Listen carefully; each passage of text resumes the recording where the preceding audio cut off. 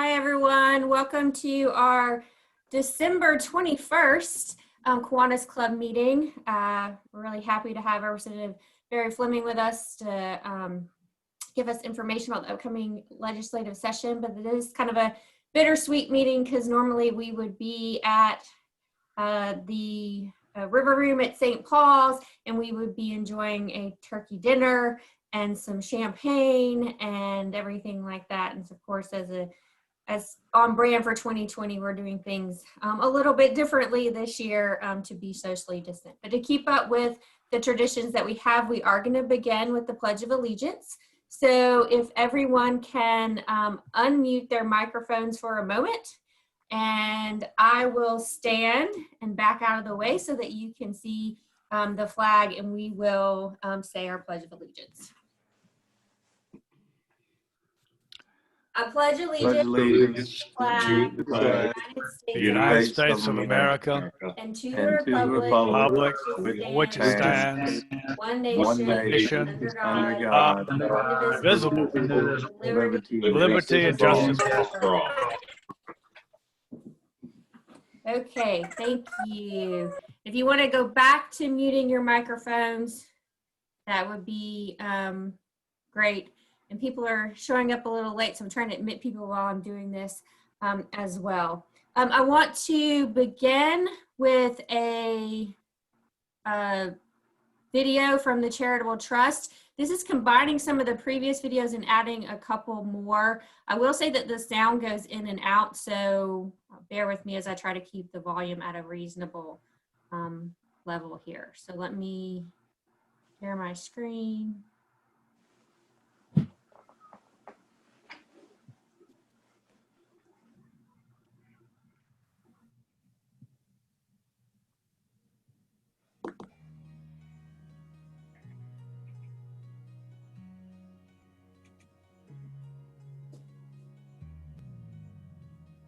Hey, my name is Tori Myers, and I'm a nurse in the Neonatal Intensive Care Unit here at University Hospital.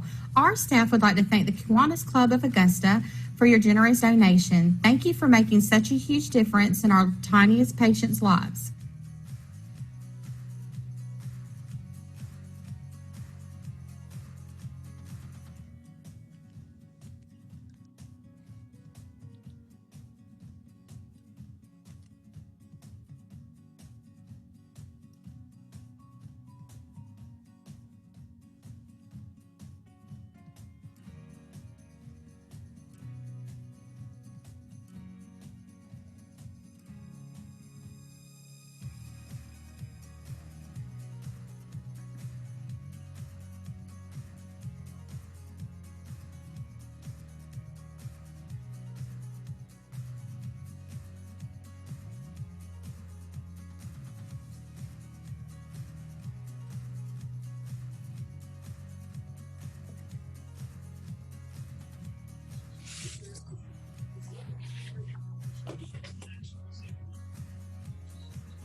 I'm Ron Skeens, the Director of Communications and Development at Christ Community Health Services, and I just want to thank the Kiwanis Club for your support of Christ Community and the many other organizations that you support within our area.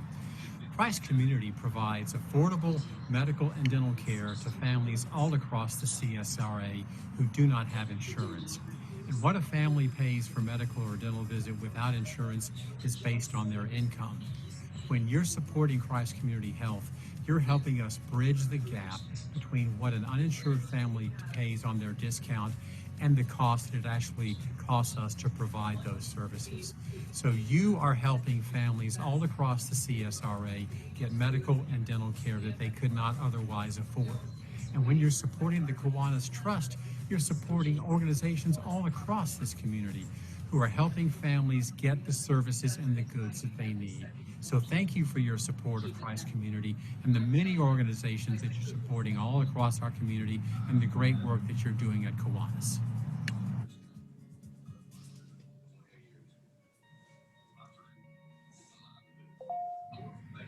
Thank you, Kiwanis Club, for your $1,500 grant that Historic Augusta received in March 2020. It helped us further our mission of preserving historic sites and structures in Augusta and Richmond County. The money arrived just before the lockdown caused by the coronavirus pandemic and helped us weather the resulting financial challenges in the months to come. I'm Robin Macy, Programs and Marketing Director at Historic Augusta, wishing you a happier 2021.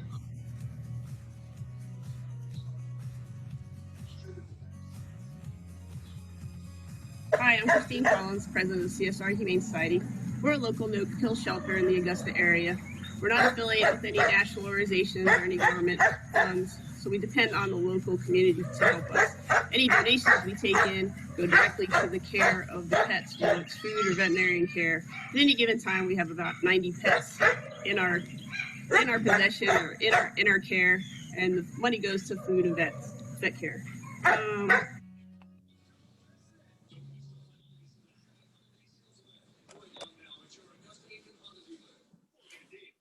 Okay, so you got a chance to see some of the recipients of our trust last year, and I want to thank the Charitable Trust Committee for producing that video to share with you.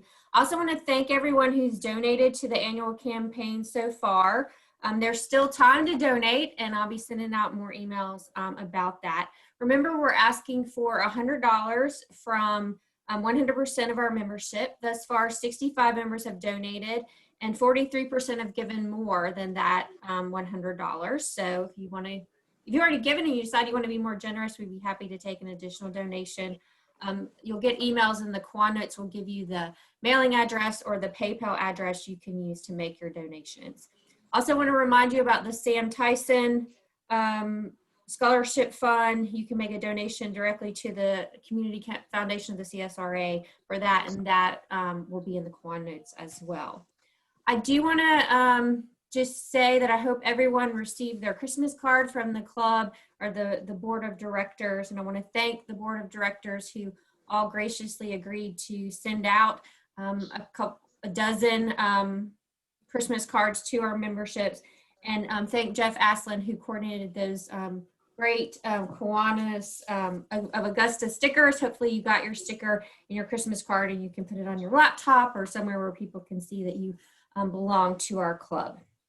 So for our history lesson, we're going again with sort of the military theme that we've had the past couple times. The first formal system for rewarding acts of individual gallantry by the nation's fighting men was established by General George Washington in 1782, designed to recognize any singularly meritorious action. The award consisted of a purple cloth heart, and records show that only 3 persons received this award. The Badge of Military Merit, as it was called, fell into oblivion until 1932, when General Douglas MacArthur pressed for its revival.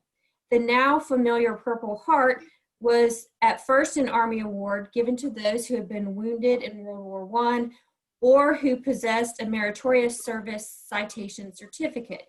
In 1943, the order was amended to include personnel of the Navy, Marine Corps, and the Coast Guard. Coverage was eventually extended to include all services and any civilian national wounded while serving in the armed forces. Although the Badge of Military Merit fell into disuse after the Revolutionary War, the idea of a decoration for individual gallantry remained through the early 1800s. In 1847, after an outbreak of the Mexican-American War, a certificate of merit was established for any soldier who distinguished himself in action. No medal went with that honor. After the Mexican-American War, the award was discontinued, which meant there was no military award which to recognize the nation's fighting men. Early in the Civil War, a medal for individual valor was proposed to the General-in-Chief of the Army, Winfield Scott, but Scott felt medals smacked of European affection and killed the idea. But the medal found support in the Navy, however, where it felt recognition of the courage and strife was needed.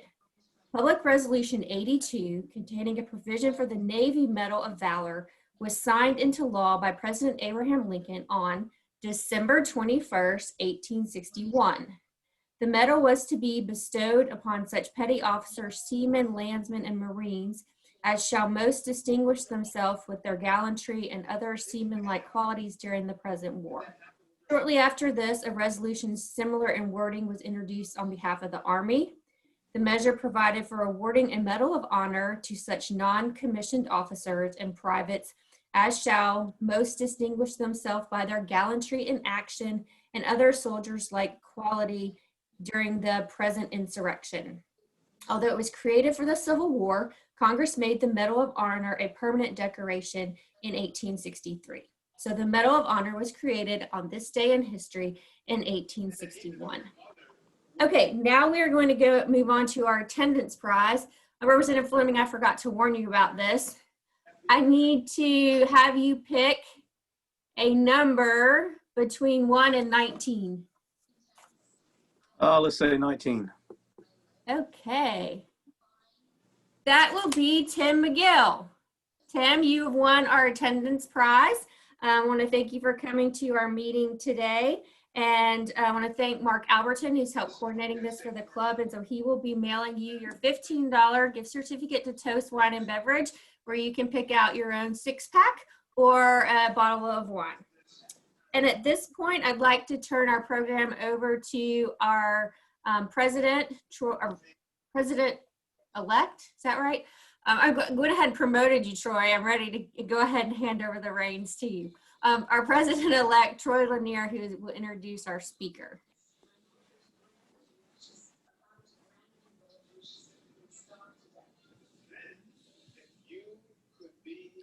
Troy, you're still muted, buddy.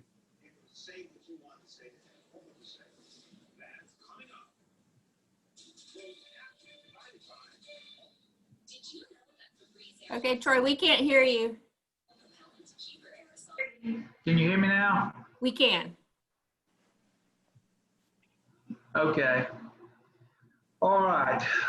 Well, some of our best speakers actually come from our own club membership, and that's the case today. Barry Fleming is one of our club members, and he is going to give us a preview of the upcoming 2021 legislative session. Barry is a founding partner of the law firm of Fleming and Nelson LLP. He previously was a partner for 11 years at the Fulcher Hagler firm. Barry focuses primarily on civil litigation with a specialty in local government law, and Barry represents a number of private companies and businesses. But Barry primarily, I think, represents a number of local municipalities and counties located primarily in East Georgia. Barry has served as chairman of the Columbia County Board of Commissioners. He did that until 2002 when he was elected to the Georgia House of Representatives, and he was subsequently re-elected to the House in 2012, and he currently represents District 121, and that district covers parts of Columbia and McDuffie counties. He serves as vice chairman of the House Judiciary Committee, and he serves on a number of other committees. Barry's originally from Harlem. He's a 1983 graduate of Harlem High School.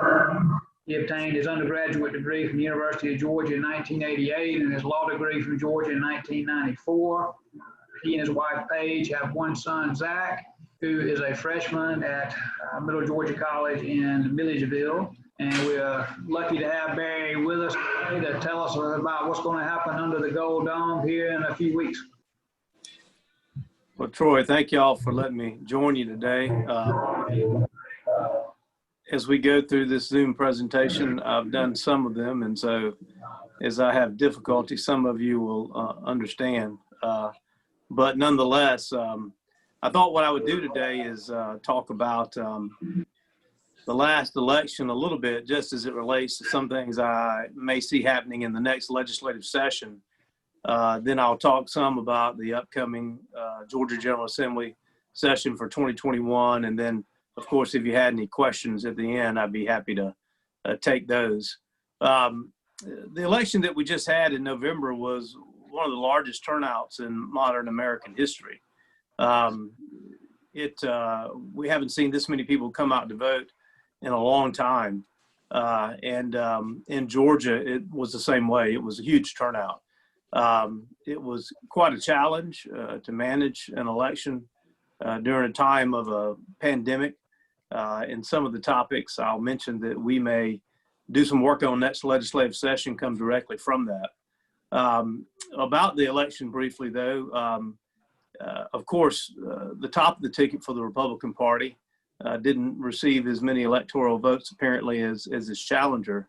But other than that, along the rest of the country, it was a fairly good day for Republicans. It's a fact that has not much attention probably been paid to. Republicans were supposed to lose control of the United States Senate, for example. It appears now in Georgia, at least by the latest polls, that they have a good chance at maintaining that if they just wanted to win one of the 2 Georgia runoff seats on June the 5th. It was expected that Republicans would lose seats in the United States House of Representatives, but they actually gained several to make it a pretty close majority right now for the Democrat Party. And then on the state level, whereas most people expected the GOP would lose governorships and state legislative seats, they actually gained 1 governor's seat and picked up many more seats in the state legislatures and even took control in some areas. So most of the attention, though, has been on the presidential race, obviously. Most people don't realize that in Georgia, President Trump actually got more than 400,000 more votes this election in 2020 than he did in 2016. 400 more thousand, that's a lot more votes than he did in 2016. Of course, on the other side, though, Joe Biden got almost 600,000 more votes than Hillary Clinton did in 2016. Thus, the big turnout we had in Georgia, thus the difference in the election. There's been a lot of discussion in Georgia about the voting, Dominion voting machines that we use. There's actually been more discussion about the use of those machines, I believe, in other states. Dominion is probably about 1 of 8 companies in the country that make voting machines and as vendors and sell to the various states and counties in the nation. It's probably the largest company by far. More cities and counties and states use that machine than any other. Most of the attention been paid has been to the fact that they were used in several counties in Michigan and Pennsylvania where a lot of problems occurred. Georgia, however, has a statewide system where we all use that for our voting. It was a new machine purchased by the Secretary of State just last year because the machines that we had were about 20 years old at that time. I've tried to explain to some people when they ask me questions about the Dominion voting machines and did we have problems in Georgia, I use the example of my F-150 pickup truck. If any of you drive an F-150 or know much about them, there are several different models of the F-150. But the model I have is called a Lariat. It's not a King, so what's it called, King Ranch, and it's not a Platinum. It's not the top of the line, but it is pretty good, and I like it. Dominion voting machines are kind of like that. There are different versions all across the nation. If you went and early voted in Georgia or voted on election day, you notice that for this time when you voted and you punched the people you wanted on the touchscreen, you actually, as different from past elections, got a ballot that was printed out. And you could double check that ballot and make sure it had the names on it for the people that you wanted to vote for. If it wasn't, you could start over again. But if it was right, then you went and scanned that ballot. One of the things that we required when we gave permission to the state to buy new voting machines was that it had to have that piece of paper backup, that ballot that could be audited. And so what you saw after the election is that the Secretary of State ordered an audit of every vote counted in the presidential race, cast in the presidential race in Georgia. So what that means is that election workers all across the state in the 159 counties had to hand count those ballots that were cast to see if it matched up with the machine count. In other words, did the Dominion machines in Georgia count the votes correctly? And what we found in about 156 counties, the numbers were almost statistically identical. The numbers that were counted by the machine after the election and then the hand count of actually eyeballs on the paper.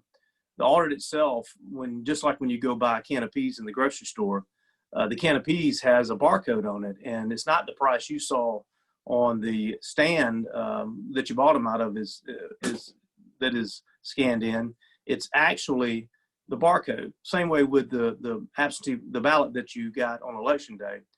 the names weren't counted by the machine. It was a barcode at the bottom. But when the audit took place, and as I call eyeballs on paper, the human beings actually counted the names.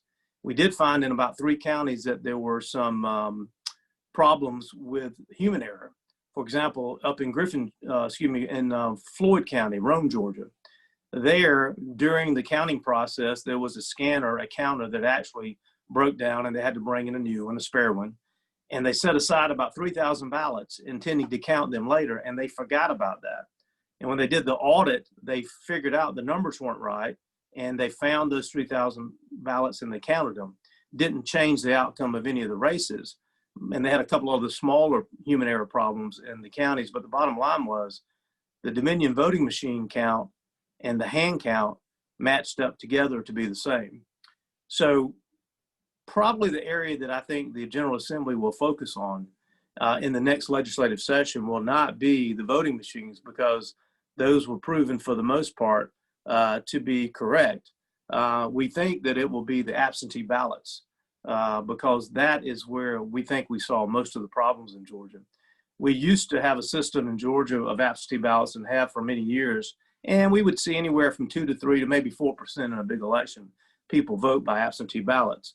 But what occurred in this election, and partially obviously because of the virus, we had about 20 to 25% of people vote absentee ballot. And in short, I would say that that basically overwhelmed the system. The way that we check absentee ballots in Georgia to verify that you are who you say you are is by a signature verification process, which has gotten a lot of attention also if you follow any of the election law issues that are focused on out there. The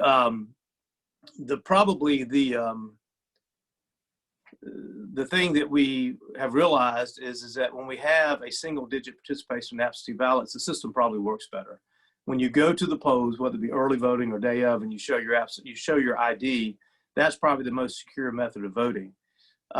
We don't know to what extent fraud did occur in the absentee balloting process. We do have examples of what we call ballot harvesting. We don't know if that was 100,000 people where that took place, 10,000 or 1,000.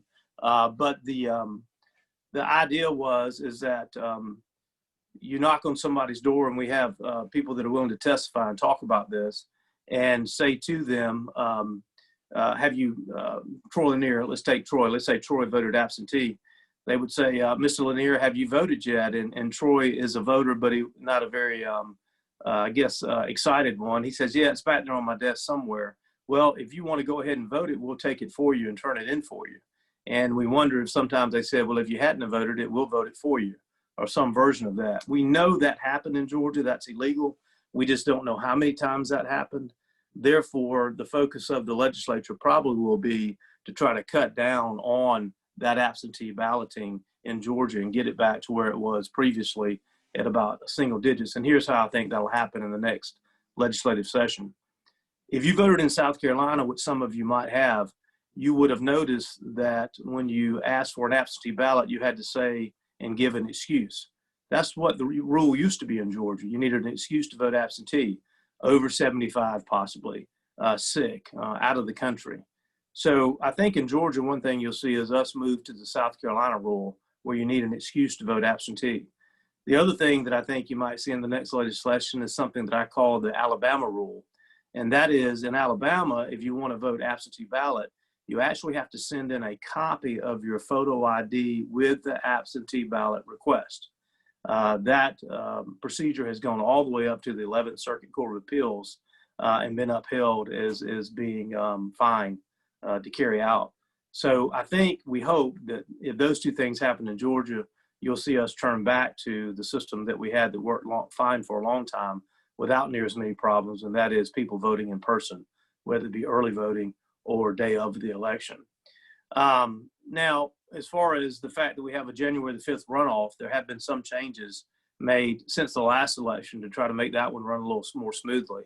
I joined 100 other members of the state house, all Republican, that asked the Secretary of State to do some things differently. Number one, to have more monitors and observers at the polls, especially in some of the counties where we saw significant problems. And that's one thing you have to remember about Georgia's voting system is that it really is a county by county system. I tried to explain to someone the other day, to use a law enforcement analogy, in Georgia, the Secretary of State has some authority over elections, but most of it belongs to the counties. And the State Patrol and your local sheriff is probably a good example. The State Patrol in Georgia has arrest powers statewide, but they really don't do much law enforcement, relatively speaking. It's really your local police departments and your sheriffs at the county level that control most of the law enforcement in the state. And in Georgia, it's the same way. We have a county by county system. The other thing is that the Secretary of State probably has ongoing now somewhere between 200 and 350 or so, the number varies, investigations going on about potential fraudulent events that took place in Georgia. A couple of 3 weeks back, the Governor Kemp gave to the Secretary of State the services of the Georgia Bureau of Investigation, the GBI. So you have these ongoing investigations right now, and somewhat, particularly locally where there were problems, a light being shined on the elections process. And our hope is that will instill more confidence in the voters because something is being done about the perceived problems that may have taken place in the November 5th election. That election issues will obviously be a big subject in the next General Assembly, and that's why I spent a little time on it, because you'll probably hear a lot about that. As usual, we always convene the General Assembly in Georgia the 2nd January in the new year, second Monday rather, in January. And that this year will be on the 11th of January when we start. As always, there's 180 members in the House where I serve. Each district probably is supposed to have about 55,000 people in it. On the Senate side, there are 56 senators. Their districts contain close to 180,000 people, so they're obviously much larger. That's why there are fewer of them. The majority party that controlled the legislature before the last election is still in control now, and that's the Republican Party. Those numbers really didn't change a lot. It takes 91 votes to control the House. Before the election, we had 105 Republicans. The Democrats picked up 2 seats to put us at 103. In the Senate side, the Democrats picked up 1 seat. So you really didn't see much change there at the state level. Georgia remains to be the best state in the nation to do business. Some of you may have heard those headlines a few months ago. There are organizations that rank the states as far as those states that are most business friendly, thus best at creating jobs. And you still see tremendous growth in Georgia because of that. New people move here all the time and regularly to seek employment because our economy is still doing well, even in spite of the pandemic. I think that's because of low taxes and low regulation by comparison to many of our other states. One of the things that we have to do every year in the legislative session is pass a balanced budget. It's a requirement for us. The good thing from the standpoint, if you're worried about us being able to fund education or fund the State Patrol or even hitting more locally home Augusta University, the governor spoke to a gathering of legislators in Athens that we have called the Biennial just about a month ago. Before every session, we meet and discuss budget issues and other items. He said that the budget looks pretty good so far as revenue is concerned in Georgia. We have not seen the tremendous drop in revenues in Georgia that many states have because of the pandemic. And part of that, I will say, belongs with credit to the governor. In his emergency powers that he has had to deal with this pandemic, unlike many states, his philosophy has been a little different. And I think he put it real well when he said, when Governor Kemp said, I'm not trying just to protect lives in Georgia, but I'm also trying to protect livelihoods because the two go together. And as a result of that, the Georgia economy and job market and our citizens in many ways have fared better. And thus, as a legislature, we don't have quite the budget problems that many of our sister states in the nation are facing for that reason, I believe. Another issue that I'll touch on before I take questions, a couple of them, is gang legislation. If you follow the news, particularly in the metro Atlanta area, most law enforcement people that follow these type issues will tell you anywhere from a guesstimation of 75% to 90% of the crimes that you hear about are a result of gang activity. Gangs, whether they're dealing with human trafficking, prostitution, or drugs or other kind of theft rings. You've seen the Georgia legislature in the past year really try to crack down with the leadership of Governor Kemp on gang activities in Georgia, particularly right here in Augusta. Our own district attorney and federal prosecutor have been so successful at going after gangs. There are actually officials in Aiken County that are complaining because they see a migration of gang activities from the Georgia side of the river in our area over to the South Carolina side. I think you'll see a continuation of that in the next legislative session, realizing that that's a big problem as far as crime goes in Georgia, and us trying to address it and make it easier for law enforcement to infiltrate the gangs. Another issue that you'll also see us deal with regarding the pandemic this session will be the issue of legal liability when it comes to lawsuits, as far as individuals attempting possibly to sue a business, claiming I went into your business and that's where I caught the COVID virus. Last legislative session, we put in place limitations on that to try to limit lawsuits against businesses. So hopefully they can, in a reasonable, responsible way, keep their doors open. I think we saw pretty good results from that, and you'll probably see that liability be renewed this next session, because the pandemic obviously is still going on at this time, even though the inoculations are rolling out now. The last issue, I guess I will, one other mention before I touch on my last topic that deals with us locally. One thing that you will see this year is the census numbers will come out in 2021. And what that means for us at the legislature is we have to do something called redistricting. Redistricting means every 10 years when the census numbers come out, we at the state level have to redraw the boundaries of our congressional districts, our state house district, our Senate seats, even down at the local level to county commission seats and school board seats. We do that after we see the numbers, and that means we hold a special session in the late summer, usually in August or September of 2021. And that usually gets a lot of attention if you follow the political side of it, because it means that some people may be drawn into districts together. It'll probably mean, because of the growth in North Georgia, a common statement is probably 4 House seats, like my seat. 4 House seats will have to move from south of I-20 to north of I-20 to accommodate the tremendous growth, because we won't change the overall number of representatives that we have. The same way in our congressional district. So if you follow the political side of it, you'll see some shifting around there. The last issue that I'll touch on is something that's been in the news recently here in our area, and it deals with a request by the Columbia County Board of Commissioners that Columbia County become its own judicial circuit.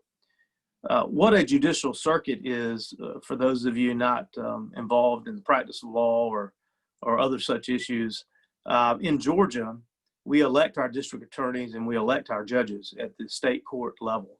The Superior Court, we refer to it as the primary trial court in Georgia. They are elected in what is referred to as judicial districts. Most counties in Georgia are grouped together, 5 or 6 counties sometimes even as many as 8, into a judicial district. Here in Augusta, the Augusta Judicial District is made up of Columbia County, Richmond County, and Burke County. It is the largest multi-county circuit in the state as far as population. Columbia County in the next census is probably going to be close to 160, 170,000 people. Richmond County has stayed pretty flat at about 200,000 people, and Burke County is probably about 25,000 people. The issue of whether or not Columbia County should be its own separate judicial circuit is something that has been around, golly, for 25 years. When I was chairman of the Board of Commissioners in Columbia County, about 20 years ago now, it was a topic at the time, and it's come up many times since then. Columbia County and Richmond County now in the state are probably 2 of the largest counties that are not their own single county circuits. In other words, Columbia County elects their judges and district attorney, and Richmond County does the same without interconnecting with each other. The Columbia County Board of Commissioners just recently did a study and decided that if Columbia County became its own judicial circuit, they could probably, in their estimation, save about $1 million a year in local taxpayer dollars because of efficiencies and the inordinate share they believe that they pay to support the rest of the judicial district. They formally asked on a unanimous 5-0 vote and passed a resolution for the state legislature to allow Columbia County to become its own judicial district. This conversation was started more recently in about 2018 when Senator Harold Jones from Augusta asked the Administrative Office of the Courts, the agency that studies these issues, to do a formal study of whether or not Columbia County and Richmond County could be separated. The study at that time showed that we have 8 judges in this 3-county judicial circuit, and if you divide the counties up, you need to make sure the judges equal out about right. And that study in 18 showed that the numbers of judges weren't about right as far as where they lived. There were 4 living in Richmond County and 4 in Columbia County, and Columbia County probably needed about 3. Well, something happened in the past year. That is that Judge Annis, one of our judges in Columbia County who lived here, he retired, thus making the number perfect. Senator Lee Anderson requested an update of the study, and the term that came back when it was studied is that it would be now an ideal amount of judges for Columbia County to be its own separate circuit. So I suspect you'll see more conversation about that in the papers as that possibly may move through the legislature this session. So Dr. Ginn, I tried to touch on a few issues that I thought might come up this next session, a few things that probably some of our members have heard about in the news, particularly regarding the election. But if there are any questions that anybody has about any of that, or even something I didn't mention, I'll certainly try to give it a shot to answer. Okay, thank you, Representative Fleming. At this time, if anyone has a question, you can just unmute your microphone and we'll take turns and ask those questions. Or if you feel more comfortable, you can type it in the chat and I'll read it. So who has their first question?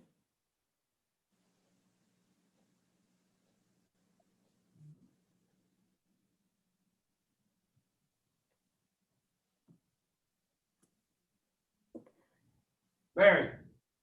Yes. I have a question. Yes, sir. Subject of poll observers. Senator Lindsey Graham noted that in their state, they require 2 observers at the poll. And as I understood his remarks, that the state of Georgia only requires 1. Is that true? I'm not sure the exact content of what he meant by that. Actually, there are probably, let's just take Columbia County. Out here in my office in Evans, the Board of Elections is across the street, and I think they may have 3 or 4 at a time over there. There may be a requirement for 1, but there certainly can be more. And in most places that I'm aware of, particularly the larger counties, there are more. So I'm sorry I can't quite put into context what he's saying. I will tell you this, that of course the Board of Elections in most of our counties that run the elections, for example, in Columbia County, our Board of Elections is made up of 3 members. I think in Richmond County, it may be 5 or 7. But in Columbia County, our 3-member Board of Elections that oversee the election, it is 1 Republican appointed by the Republican Party, 1 Democrat appointed by the Democrat Party, and then they pick, the 2 of them have to agree to pick a 3rd, quote unquote, independent person that's not associated with either party. And those are the 3 governing persons for almost all those decisions you're talking about. And generally speaking, most of the counties, the Board of Elections members are there during the weeks of elections, and particularly the counting process. So there's built in, I guess you would say, 3 observers right there. And then the local parties can have multiple poll watchers, I believe, depending on how many locations there are. That's probably the best I could answer that question. Mm-hmm. Thank you. Eunice. I have a question. So the legislation that I guess was going to be passed today at the federal level with the relief bill and everything, one of the things that was being criticized, it didn't seem like it had a lot of resources for helping state and local governments to roll out the vaccines themselves. And so I was just wondering if you have any sense on what the state of Georgia will need to do to make up that deficit if it doesn't come in another bill in January.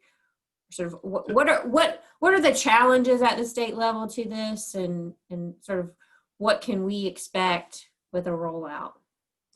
Yeah, as probably if you monitored in the local media, Augusta University has already received I think maybe 1,000 or so doses almost, and other medical centers and hospitals across the state in the rollout have received those and are beginning to administer them. And so each state has their own plan of how to roll that out. There was millions of dollars in earlier stimulus bills for medical issues with the states. And I think in Georgia, I would say we use that money wisely, and the governor still has some of that money at his discretion to help. Most of the discussion that I hear at the national level about monies for local governments or states are, I'll say, the debtor states. There are some states that didn't cope quite as well with the pandemic, particularly when it comes to their budgets. There were some states that were already in trouble big time with their budgets: California, New York, Illinois. And they have, in this process, asked directly for money that would supplement, I'll say, their state budgets that were already in trouble before the pandemic hit.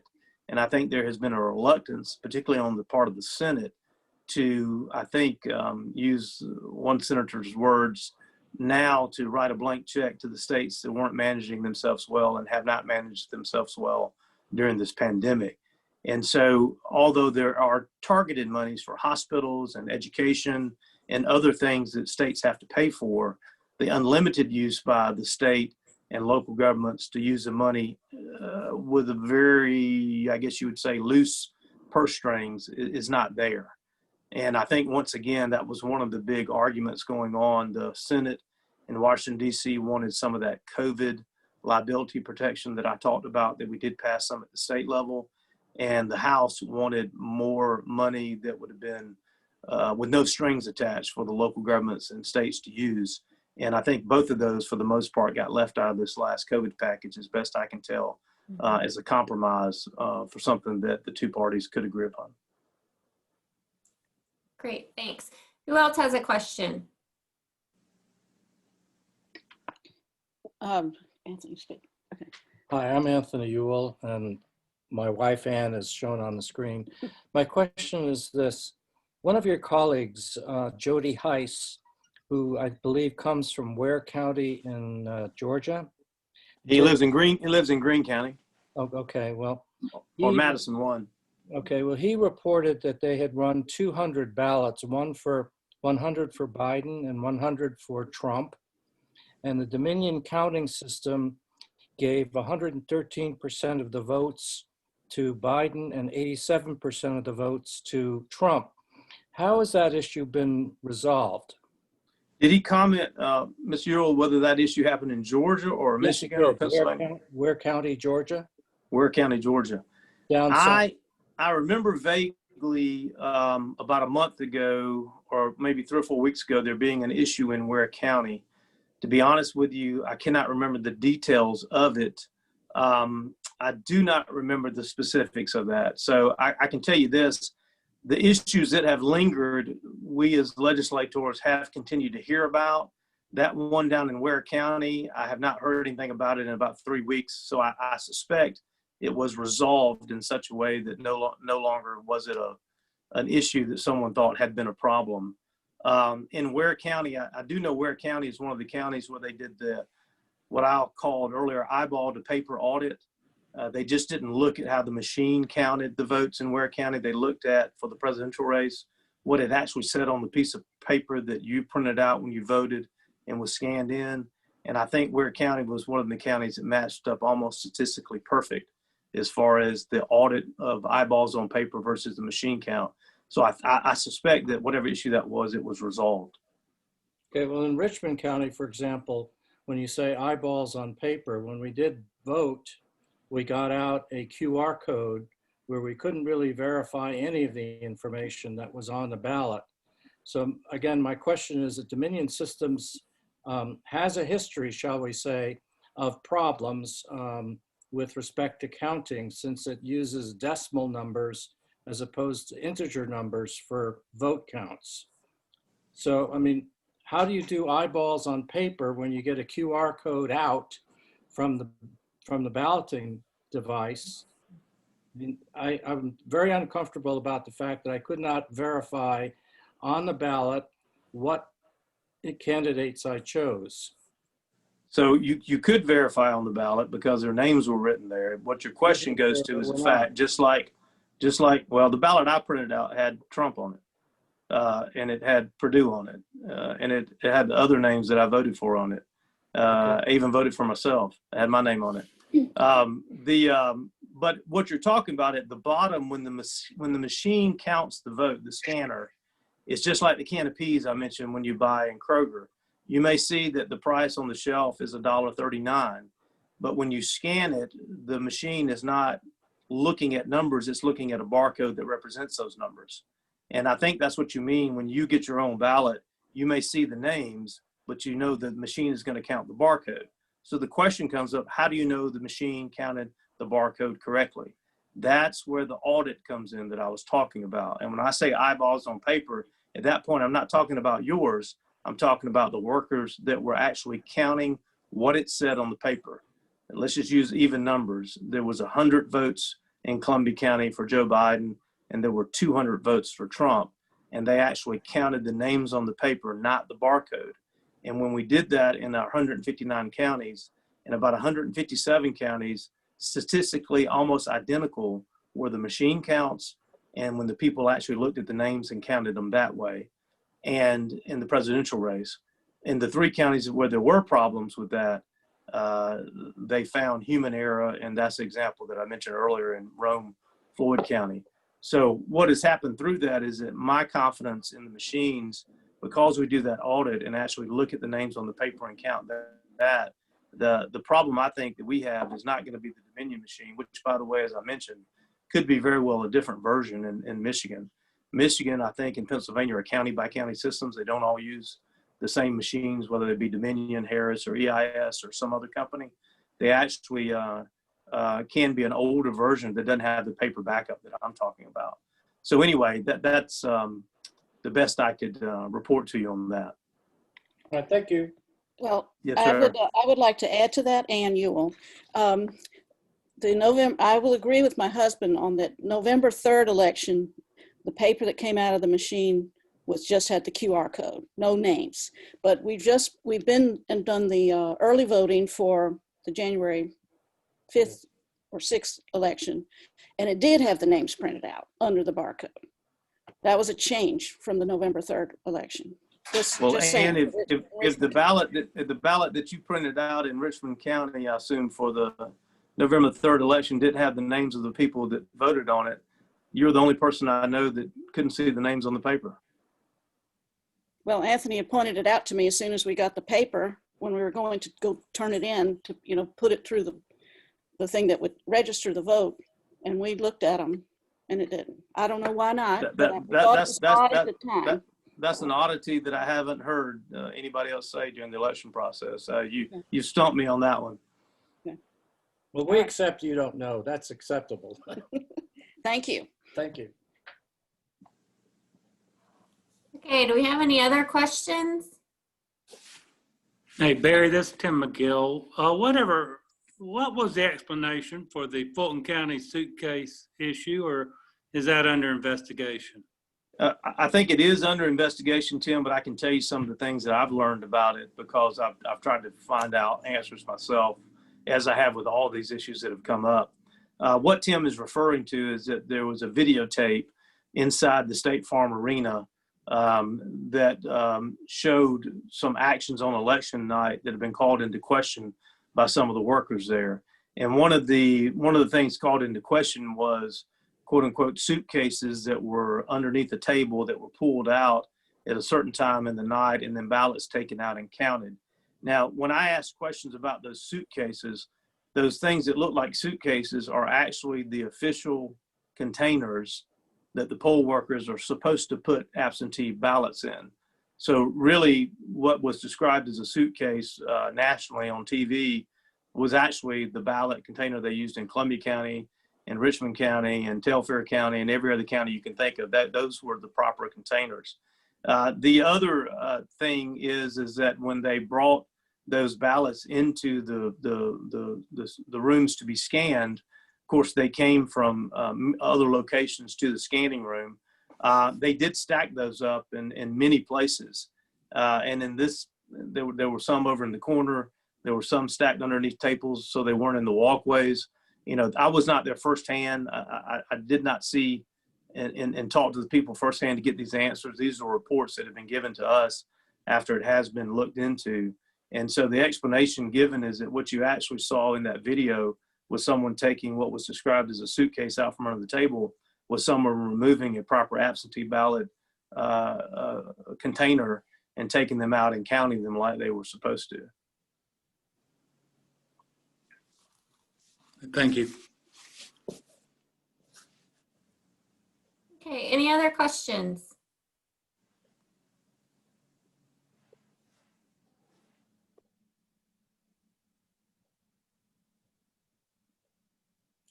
Okay, well, I want to thank Representative Fleming for speaking to us today and letting us know what's coming up on his agenda starting in January with the legislative session. Speaking of January, we're going to take the next 2 weeks off for Christmas and New Year's, and then we will resume our meetings on January 11th. Our speaker will be Dr. Will Hatcher, the chair of the Department of Social Sciences at Augusta University. He'll be talking to us about the 2020 presidential election, the Senate runoffs in Georgia, and expectations for the new Biden administration. So before we close, I'm going to leave you with a thought for the week, or for the season, actually. This is about thinking about the new year.